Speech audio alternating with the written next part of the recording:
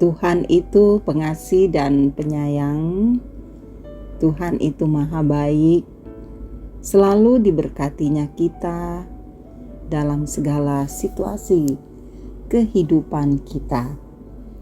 Saudara-saudara, kita jumpa lagi dalam renungan harian di mana kita berada di hari Kamis tanggal 25 Februari tahun 2023. Mari siapkan hati untuk membaca firman-Nya. Mari berdoa. Tuhan yang pengasih dan penyayang, kepadamu kami berserah diri, karena kami tahu hidup kami berada dalam kuasa Tuhan. Kami akan membaca firman-Mu. Roh Kudus, terangilah hati kami, agar kami dapat memahami firman-Mu untuk menjadi pegangan di dalam seluruh kehidupan kami. Ini kami yang datang padamu, dalam nama Tuhan Yesus kami berdoa. Amin. Kita akan membaca firman Tuhan 2 Timotius 4 ayat 1-5. Penuhilah panggilan pelayananmu di hadapan Allah dan Kristus Yesus yang akan menghakimi orang yang hidup dan yang mati. Aku berpesan dengan sungguh-sungguh kepadamu demi penyataannya dan demi kerajaannya. Beritakanlah firman, siap sedialah baik atau tidak baik waktunya. Nyatakanlah apa yang salah, tegurlah dan nasihatilah dengan segala kesabaran dan pengajaran. Karena akan datang waktunya, orang tidak dapat lagi menerima ajaran sehat, tetapi mereka akan mengumpulkan guru-guru menurut kehendaknya untuk memuaskan keinginan telinganya. Mereka akan memalingkan telinganya dari kebenaran dan membukanya bagi dongeng. Tetapi kuasailah dirimu dalam segala hal, sabarlah menderita, lakukanlah pekerjaan pemberitaan Injil, dan tunaikanlah tugas pelayananmu. Demikianlah firman-Nya. Haleluya. Amin. Saudara-saudaraku yang kekasih, tema kita dongeng sebelum tidur. Surat yang ditujukan kepada Timotius ini syarat dengan kegelisahan sekaligus pesan kesetiaan dalam menjalankan tugas panggilan di tengah berbagai tantangan zamannya. Bukan perkara mudah untuk mengangkat pelayanan di tengah tantangan zaman pada saat itu. Pada masanya, saudara, banyak orang cenderung suka mencari pengajaran seturut kehendaknya dan menyukai dongeng daripada pengajaran kebenaran.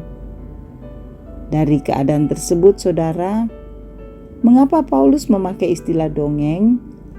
Apa yang menjadi persoalan di balik munculnya istilah tersebut? Saudara-saudara, dongeng kerap berisi kisah-kisah menarik, meskipun bersifat fiktif atau tidak nyata. Nyatanya, warga jemaat lebih tertarik kepada kisah-kisah tersebut yang sifatnya menghibur, bahkan membuat terlelap. Terlelap dalam hal ini adalah hilangnya kesadaran atau ingatan bahwa hidup ini adalah untuk menyongsong kedatangan Kristus kembali dalam kemuliaannya. Saudara, kedatangan Kristus kembali adalah suatu kepastian. Namun kita tak pernah tahu kapan waktunya. Terbuai dalam berbagai dongeng yang ada, atau bahkan mencari guru dongeng, hanya membuat orang lupa bahwa hari Tuhan adalah suatu kepastian. Padahal saudara dibutuhkan sikap berjaga-jaga dan senantiasa taat menjaga pelita kebenaran. Saudara-saudara, semua hal tersebut sudah berlangsung ketika surat ini dituliskan oleh Paulus.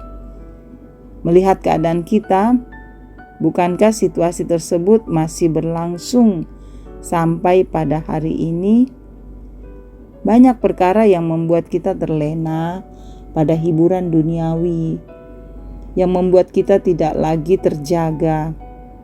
Betapa tidak, saudara, kita rentan untuk dimabukkan oleh kenikmatan dan kesibukan duniawi. Kenikmatan dan kesibukan duniawi inilah yang bersifat dongeng, uang melelapkan dalam buayan kepalsuan. Ya, buayan kepalsuan tersebut membuat kita lupa bahwa hidup kita adalah untuk menikmati kemuliaan Kristus pada kedatangannya kembali. Karena itu saudaraku, mari senantiasalah bermawas diri sembari menikmati pemeliharaan Tuhan. Ingat, banyak cerita, dongeng yang membujuk kita untuk jauh dari Tuhan.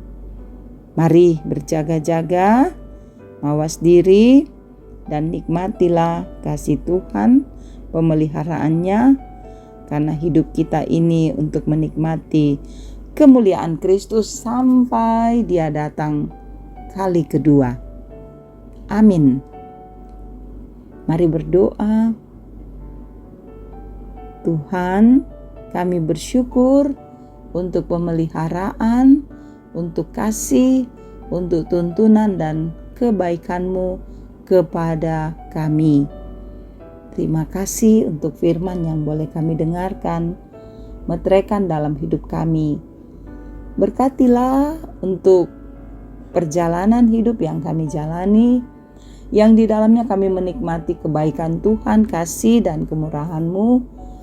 Dan karena itu Engkau berkati keluarga kami, juga kehidupan kami pribadi lepas pribadi.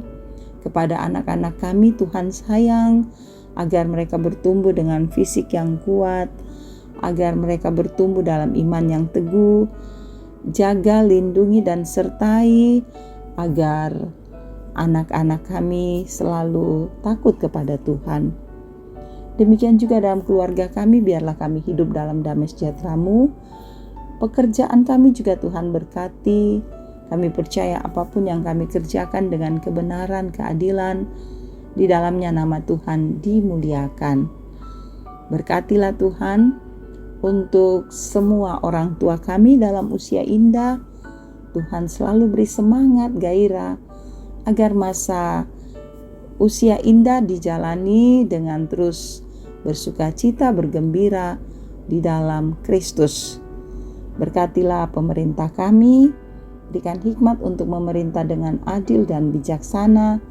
Dan terima kasih, proses pemilihan umum boleh selesai kami ikuti. Terima kasih, hasilnya kami pertaruhkan dalam kuasa Tuhan. Tuhan sajalah yang menjawab dan memberikan yang terbaik bagi kami. Berkati semua pelayan-Mu agar terus melayan dengan sukacita.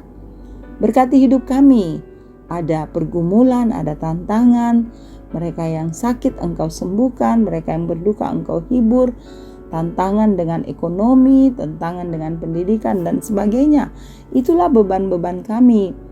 Tetapi dalam kuk yang kami tanggung itu, Tuhan mengajak kami untuk datang kepadamu, karena di dalam Engkaulah kami memperoleh kelegaan. Kuatkan kami terus untuk teguh menghadapi proses pergumulan, dan bimbing kami agar apapun yang kami jalani, semua kami jalani dalam kasih sayang Tuhan. Inilah doa kami, sendengkan telinga-Mu Tuhan mendengarkan. Karena semua kami bawa dalam nama Tuhan Yesus, Juru Selamat kami. Amin. Terima kasih. Tuhan terus memberkati, Tuhan terus menyertai. Dan karena itu, kami percayakan hidup kami dalam kuasa-Mu. Immanuel menyertai kita semua. Salam kasih.